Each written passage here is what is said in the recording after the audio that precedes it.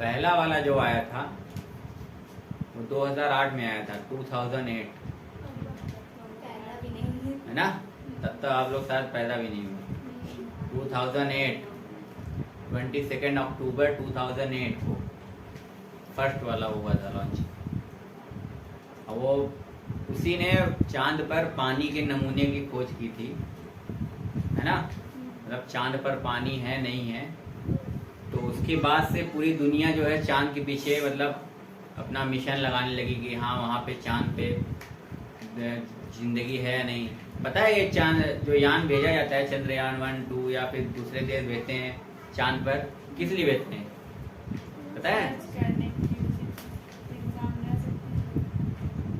वो यही सर्च करने के लिए भेजते हैं कि क्या वहाँ पे जीवन संभव है ना? लोग वहाँ पे जिंदा रह सकते हैं या नहीं, पानी है वहाँ पे, ऑक्सीजन है, हर एक चीज़ पता करने के लिए ही तो यान को भेजा जाता है, ताकि वहाँ के बारे में पता करें, हमको जानकारी हो जाए चांद के बारे में, है ना? तो वहाँ पे ढूंढा गया पानी के कुछ मतलब सैंपल वगैरह मिले थे 2008 में। तो उसके बाद से फिर चंद्रयान 2 को भेजा इसीलिए गया था। अभी जो चंद्रयान 3 भेजा गया है वो चंद्रयान 2 के नाकाम होने की वजह से भेजा गया है। उसका काम यही था कि वहाँ पे मतलब जाके साउथ पोल पे जो चांद का है, दक्षिणी ध्रुव होता है वहाँ का, वहाँ पे जाए, वहाँ पे पता लगाए जीवन के संभव है नहीं, है ना? या फिर वहाँ पे क्या क्या है, पानी वगैरह सब कुछ पता लगाने के लिए। बट उसका कनेक्शन जो है इसरो से टूट गया था, तो इसीलिए वो अभी भी घूम रहा है वो ऑर्बिट में चंद्रमा के। तो ये वाला इसको सॉफ्ट लैंडिंग का मतलब है कि इसको जो भेजा गया है ये वहां पे जाएगा, एकदम सॉफ्ट लैंडिंग, आराम से इसको चांद पर उतारा जाएगा, है ना?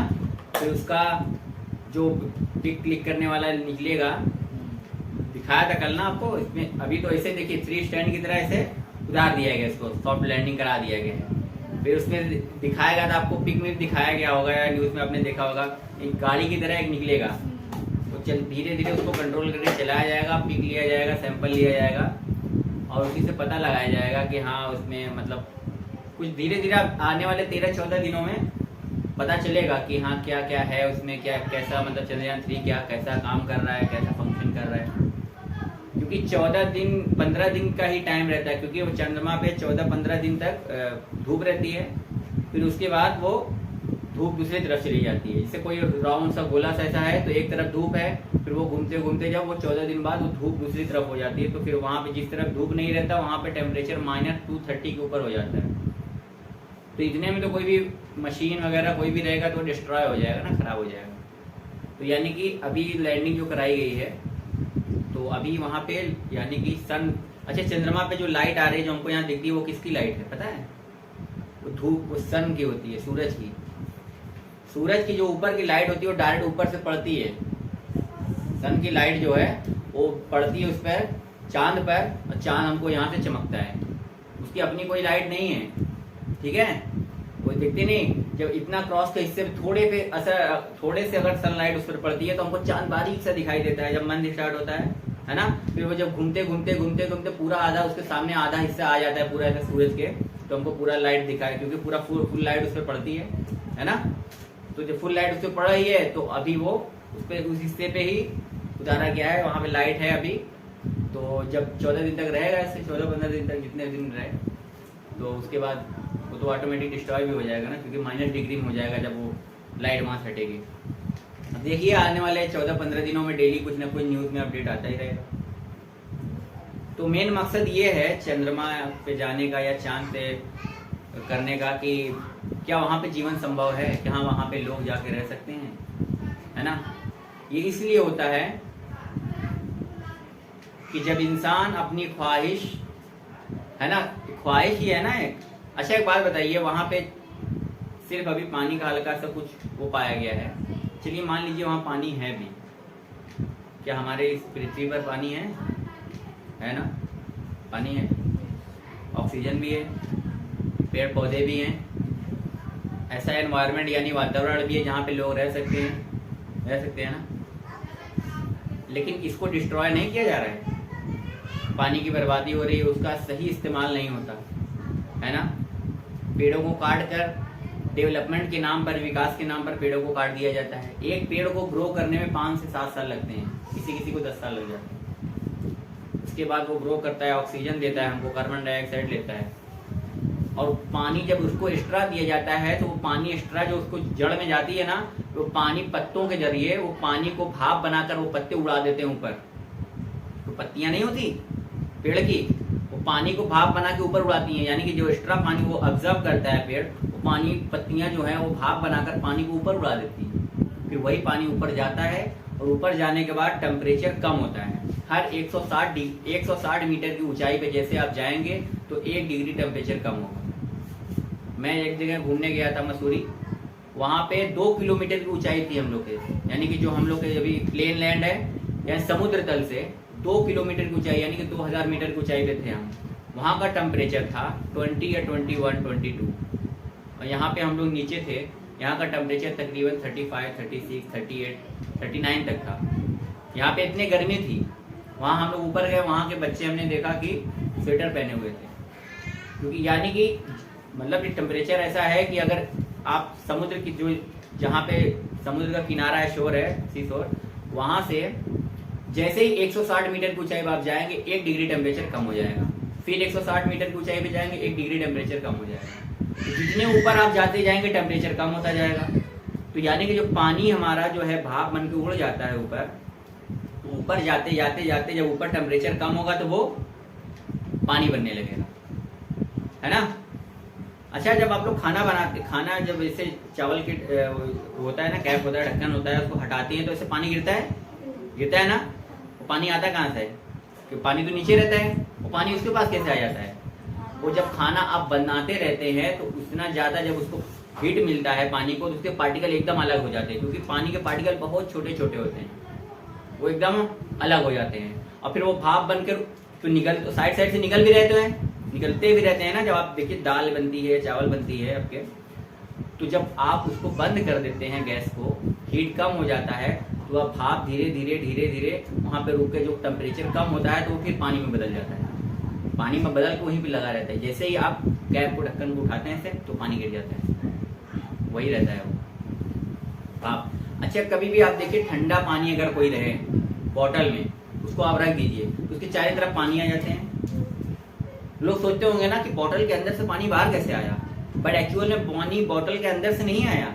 पानी जो है भाप बनकर वैसे ही वायुमंडल में नमी रहती है, वो घूमता रहता है। जब आप कहीं भी आग लगाएंगे जहाँ पे हीट ज्यादा होगी तो वो और तेज हीट करता है, वो और तेज फैलता है, इसीलिए और गर्मी लगने लगती है। और जैसे ही कोई ठंडी चीज अगर रखा जाएगा उसके संपर्क में वो आएगा पानी, तो पानी बूंद में बदल जाती है। अभी आप चाहे तो ठंडा पानी बर्फ किसी बोतल में ला के रख दें, यहाँ पे रख दीजिए, उसके बाद देखिए उसकी चारों तरफ हल्की हल्की नमी आ जाएगी, पानी के छोटे छोटे बूंद आ जाएंगे। वो इसीलिए होता है क्योंकि पानी जो है पानी जो है भाप बनकर उड़ ही रहा है, समझ लीजिए हवा में एक नमी की तरह है वो। इसी तरह जैसे ठंडा चीज उसको मिलेगा ना, उसके संपर्क में आके वो पानी बन जाएगी। इसी तरह ये जो पानी भाप बनकर ऊपर गया है, ऊपर जैसे ही टेम्परेचर उसको ठंडा मिलता है, वो भाप पानी में बदल जाता है, और ऊपर जाते जाते बड़े बड़े बर्फ के गोले जैसा भाप पानी जम जाता है पूरा। तो जब ऊपर से नीचे अब पानी ऊपर से, अभी छत के ऊपर से पानी आप गिराओ, नीचे आके फवारा हो जाएगा, फाउंटेन जैसा। तो ऊपर से नीचे आने में पानी की इतनी बड़ी बूंद मारने, यानी ऊपर से बहुत बड़ा गोला आएगा बर्फ पर, नीचे आते है तभी पानी बनेगा। कभी देखा है बर्फ गिरते हुए? वो बर्फ इसलिए गिरते हैं क्योंकि पानी जो बर्फ के गोले बड़े बड़े ऊपर पानी के बाद जम जाते हैं, फिर नीचे हवा के थ्रू आते हैं, तो वो इसीलिए जब वो पूरे जम के पानी नहीं बन पाते तो गोले बन के गिरते हैं, ओले बन के। कहते हैं ना लोग बर्फ पड़ रही है, वही होता है, पूरे गल नहीं पाते आते आते, और वो बर्फ गिरते ओले, हम लोग कहते ओले पड़ रहे हैं, वो एक्चुअल में वही रहता है। अगर वही थोड़ा और फोर्स के साथ वो पहले आ जाते, अगर आराम से और आते तो पानी बन के गिरते नीचे, इसीलिए ओले पड़ते हैं। तो आप सोचिए कि हमारे इस पृथ्वी पर पानी भी है, जीवन भी है, ऑक्सीजन भी है, पेड़ पौधे भी हैं, लेकिन हम लोग डेवलपमेंट के नाम पर पेड़ों को काट रहे हैं, पानी को डिस्ट्रॉय कर रहे हैं, है ना। तो इसीलिए लोग अब इसके अलावा सोच रहे हैं कि मतलब क्योंकि दुनिया चांद पर जा रही है, तो इसीलिए सारे देश सोचते हैं कि हमारा नाम भी उसमें दर्ज हो। और ये भारत के लिए एक प्राउड फील है ना। चौथा ऐसा देश है जो चांद पर सॉफ्ट लैंडिंग कराया है, ठीक है।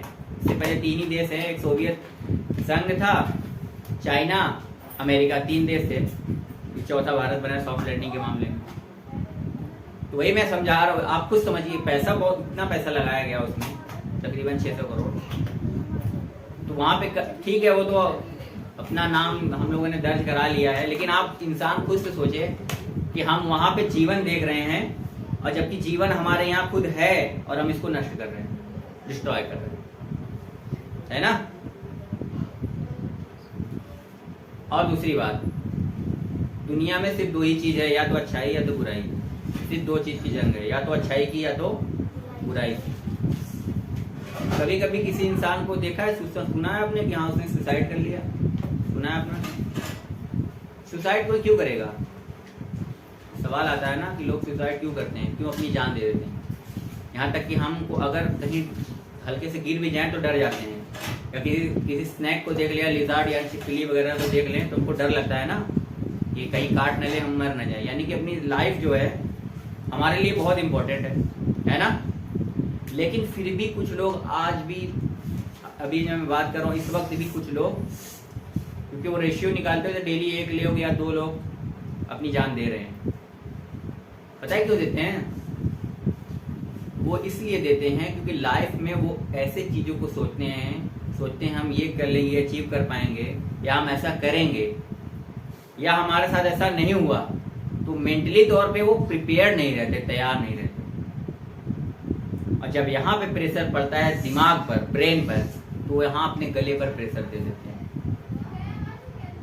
हमारे देश में किसान लोग हैं जो फार्मर है, किसानी खेती करते हैं, बहुत बातें होती हैं कि उनके आत्महत्या कर रहे हैं, किसान आत्महत्या कर रहे हैं, बट हमारे देश में जो पढ़ने लिखने वाले छात्र हैं उन किसानों से ज्यादा आत्महत्या कर रहे हैं। पढ़ने लिखने वाले जो छात्र हैं, जहाँ जहाँ बड़ी बड़ी कोचिंग इंस्टीट्यूट चलती हैं, लोगों को कहा जाता है कि आप आइए यहाँ पढ़िए, मन लगा के पढ़िए, आपको नौकरी मिलेगी। तो जो इस नियत से जाता है पढ़ के कि हाँ मुझे नौकरी मिलेगी ही मिलेगी, या किसी के माँ बाप कर्ज लेकर उसे पढ़ा रहे हैं, ठीक है, तो वो सोचता है कि हाँ हम पढ़ लेंगे, कुछ बन जाएंगे, माँ बाप के कर्ज को उतारेंगे, इज्जत कमाएंगे। अनफॉर्चुनेटली वो ऐसा नहीं कर पाता, तो मेंटली तौर पे ना वो अकेलेपन में हो जाता है, एकदम दुनिया से अलग। वो उस चीज को बर्दाश्त नहीं कर पाता। और लाइफ में ऐसे सिचुएशन आते हैं कि कभी भी आपके साथ कोई भी ऐसी घटना हो सकती है जो आप बर्दाश्त नहीं कर पाएंगे। उसका सिंपल सा लॉजिक है कि उस वक्त को गुजार लिया जाए। आप कोशिश करें कि वो चीज आपके ब्रेन में ना आए, वो वक्त कैसे गुजर जाए। और कभी कभी आप अच्छा काम करें, ऐसा आता है मौका कि आप अच्छा काम करने जा रहे हैं, अच्छी नीयत से आप अच्छा काम करते हैं, लेकिन आप ही गलत हो जाते हैं। लोग आप ही को गलत ठहराएंगे। आपकी नीयत होगी अच्छे की, किसी की मदद करने की, कुछ काम करने की, लेकिन दूसरे की नजर में वो गलत हो जाता है। तो इससे क्या होता है, आदमी ना फ्रस्ट्रेट होता है कि यार मैं तो अच्छा करने जा रहा हूँ, लोग हमको गलत समझ रहे हैं, इससे अच्छा है कि हम अच्छा ही ना करें। नहीं, या तो जन्नत है या तो जहन्नम, या तो स्वर्ग है या तो नरक, या तो हेल है या तो हेवन। बीच में कोई रास्ता ही नहीं है कि नहीं तो हम इसमें भी नहीं जाएंगे, हम उसमें भी नहीं जाएंगे, बीच में रहेंगे। भाई दुनिया में ये तो एग्जामिनेशन हॉल है ना। आप हम यहाँ पे जो करेंगे, जैसा आप पेपर फुलफिल करेंगे, वैसा ही हमको रिजल्ट मरने के बाद मिलेगा, है ना, मिलेगा ना। अगर रिजल्ट ही ना मिले तो फिर दुनिया में अच्छा करने का कोई फायदा नहीं। अगर जिस लड़के को पता चल जाए एग्जाम होगा ही नहीं, फिर वो मन लगा के पढ़ेगा क्यों? जो मन लगा के पढ़ रहा है, जो नहीं पढ़ रहा है, दोनों बराबर है, तो फिर वो मन लगा के जो पढ़ रहा है फिर उसके साथ तो ये फिर डिस्क्रिमिनेशन है, यानी कि नाइंसाफी है, भेदभाव हो रहा है। 2 ही चीज की जंग है, या तो सही या तो गलत की। और आपके माँ बाप जो चीज आपको समझाएं या आपके बड़े मना करें, वो आप एक ही बार में उसको ना मत कर दीजिए, क्योंकि आपकी लाइफ अभी 12 है, 13 है, ठीक है। फॉर एग्जाम्पल आपकी लाइफ मान लीजिए ये 1 से 60 है, ठीक है, आप अभी 10 पर पहुंचे, लेकिन आपको समझाने वाला यहाँ पे या तो 30 का है, या तो 40 का है, या तो 50 का है। यानी कि उसने लाइफ के यहाँ पे इतने सारे जो गड्ढे हैं, 20 वाले 30 वाले सब देख चुका है। वो आगे लाइफ में क्या क्या एक्सपीरियंस है उसको पता है, वो आपको समझा रहा है कि बेटा ऐसा मत करो। आपको नहीं करना चाहिए। कोई भी चीज जो आपको समझाए, आपके बड़े मना करें, जिसके बारे में आपको नॉलेज नहीं है, लेकिन आपको लगता है कि नहीं मेरे ऊपर पाबंदी डाल रहे हैं, तो एक्चुअल में आपके ऊपर पाबंदी नहीं होती। पाबंदियां तो आप ध्यान दीजिए, कोई भी दुनिया का ऐसा देश नहीं है जो बिना पाबंदियों को ग्रो किया हो। वहां पे कानून बहुत सख्त होते हैं। आप तो गलती से अगर थूक भी देंगे ना, आपको फाइन लग जाएगा, तभी तो सब साफ सुथराई आएगी।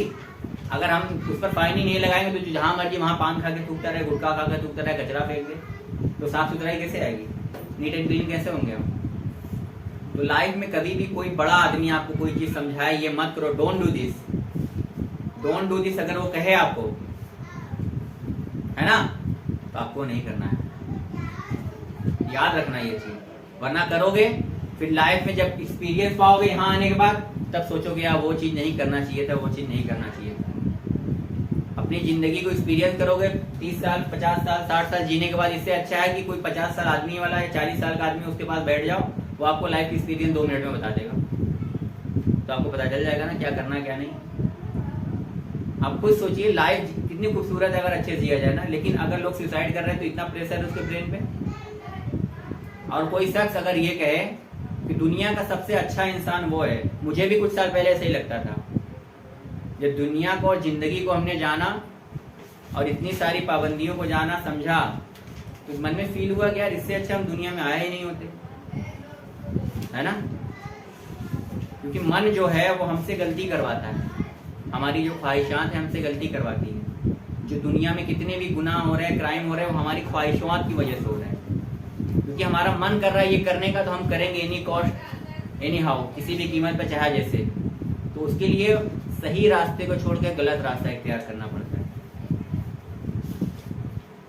तो जब आप जिंदगी को एक बार अच्छे से जिस दिन जान जाएंगे, आपको सच में आपको भी ये फील होगा यार इससे अच्छा तो हम दुनिया में आए ही नहीं होते, या सबसे खुशकिस्मत तो वही है जो उस दुनिया में आया ही नहीं। दूसरे नंबर का वो है जो पैदा हुआ और मर गया। तीसरे नंबर के हम लोग हैं जो पैदा हुए, जी भी रहे हैं और बिना मकसद की जिंदगी जी रहे हैं, हमको पता ही नहीं है कि सही रास्ता क्या है। वो आदमी जिसको सही रास्ता नहीं पता, वो पूरी जिंदगी कंफ्यूज रहता है। अगर हमको कहीं जाना है और हमको रास्ता नहीं पता, हम भटक गए, तो हम कंफ्यूजन में रहेंगे कि नहीं। लेकिन जिसको कहीं जाना है और उसको रास्ता पता है, तो वो तो बहुत शांति से जाएगा ना। तो सही और गलत का यही है लाइफ में कि हमको करना क्या है जिंदगी में। बहुत से लोग पैसे हैं, उनके पास पावर, हर एक चीज है, लेकिन उनको यही नहीं पता दुनिया में हम क्यों आए हैं, हमको करना क्या है, सही और गलत का फर्क क्या है। लेकिन आपको तो बताया गया है ना, आप लोग तो जानते हैं कि दुनिया एक एग्जामिनेशन हॉल है ना। हम यहाँ पे जैसे जैसे कर रहे हैं, हमारे खाते में, बही खाते में लिखा जा रहा है जो जो हम करेंगे, सही गलत सब। जब 51% आएगा हमारा सही में, तो हम पास होंगे, है ना। 100 में से 51 आया तभी ना, तो यानी कि आधे से ज्यादा आया तभी ना पास हुए आप। अगर दोनों 50-50 रहेगा तो फिर ना तो फेल हुए ना तो पास हुए, फिर वो तो ऊपर वाले की मेहरबानी होगी कि आपको क्या करेगा। इसीलिए कह रहे हैं आपसे कि लाइफ में, जिंदगी में आपको अगर बड़े कभी कोई बात समझाएं, बुरा मत माने आप, है ना। आप बिल्कुल बुरा ना माने, उसको सुने और समझने की कोशिश करें कि वो हमको क्यों मना कर रहा है। और कभी कभी हमको लगता है कि हमारे नुकसान का है, बट एक्चुअल में हमारे फायदे के लिए मना करते हैं। क्योंकि हम लोग बड़े जो हैं वो देख पाते हैं जो छोटे नहीं देख पाते। आप लोग तब देख पाएंगे जब आप बड़े होंगे, अभी तो नहीं बड़े हुए हैं, है ना। ये 2 वर्ड्स, कहावत तो सुना है ना, नेकी कर दरिया में डाल। नेकी कर दरिया में डाल कब कहा जाता है? डू गुड एंड फॉरगेट, यानी कि नेकी कर दरिया में डाल। कोई इंसान अच्छा काम कर रहा है और साथ में फिर बुरा काम भी कर देता है, नेकी भी करता है, फिर वो बुरा काम करके उसको चौपट भी कर देता है, खराब कर देता है ना। नेकी भी कर रहा है, फिर उसको दरिया में, उसी में कहते हैं नेकी कर दरिया में डाल, अच्छा करके भूल जाना फिर। इसीलिए नेकी कर दरिया में मत डालें आप, नेकी करें। अगर आपको बुखार हो गया तो डॉक्टर आपको दवाई देगा ना, लेकिन ये भी मना करेगा कि ऐसी चीजें मत खाओ जिससे बुखार और बढ़े, मना करता है ना। लेकिन आप कहेंगे कि नहीं दवा दे रहा है तो डॉक्टर का मतलब क्या हुआ, मैं वो भी खाऊंगी और वो सही भी हो तो होगा। तो अच्छा काम करने के लिए आपको फिर बुरा काम छोड़ना पड़ेगा। जब तक आप बुरा काम, अगर बुराई की तरफ जाएंगे, फिर आप अच्छा काम का फर्क नहीं पड़ेगा। क्योंकि अच्छाई दूध की तरह होती है, बुराई एक मक्खी की तरह, उसमें पड़ गए तो पूरा दूध खराब, समझ लीजिए। और दूसरा कहते हैं ना हर दिन ईद नहीं होती, दिवाली नहीं होती, होली नहीं होती, बकरीद नहीं होती, छुट्टी। इससे मतलब छुट्टी होता है तो लोगों को चांद निकल आते हैं ना। कहते हैं ना क्या ईद हो गई यार, अपनी तो ईद हो गई, अपनी तो ईद हो गई, दिवाली हो गई, होली हो गई। तो यही है, every day is not Sunday. सिर्फ 2 सेंटेंस है आज के लिए। चंद्रमा के बारे में हमने बताया, चंद्रयान के बारे में आपको, सॉफ्ट लैंडिंग। फर्स्ट वाला 22 अक्टूबर 2008 यानी 22 अक्टूबर 2008।